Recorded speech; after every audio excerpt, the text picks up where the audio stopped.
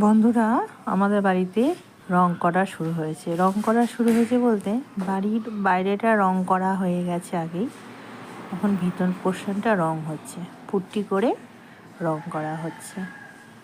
তো ঘরে কোনো জিনিস নেই, শুধু বক্স খাট। এটা খুলে বাইরে রাখা খুব মুশকিল বলে জিনিসপত্র আছে, তাই খাটটা শুধু ঘরে রয়েছে।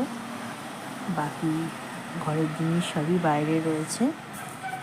আমাদের এখন উপরের ঘরগুলো আগে রং হবে, হয়ে গেলে তারপরে নিচের ঘর রং হবে। এখন আমরা সবাই নিচে রয়েছি, উপরের ঘর রং হয়ে গেলে উপরে চলে আসব।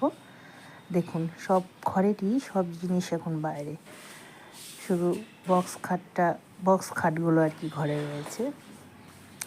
হ্যাঁ, নিচে আবার যখন নিচে রং করবে তখন উপরে চলে আসবো। বাড়িতে রং হলে তো বোঝিনি কী অবস্থা। আর আমাদের চলন্ত বাড়ি, মানে আমরা সবাই বাড়িতেই রয়েছি, বাড়িতেই থাকছি। এখন উপরে রং হচ্ছে বলে নিচে থাকছি।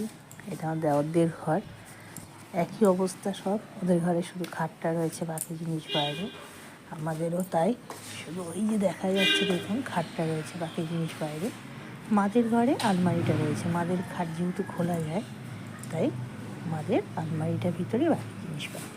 আজ এই পর্যন্তই বন্ধুরা, অন্যদিন আবার আসবো অন্য একটি ভিডিও নিয়ে।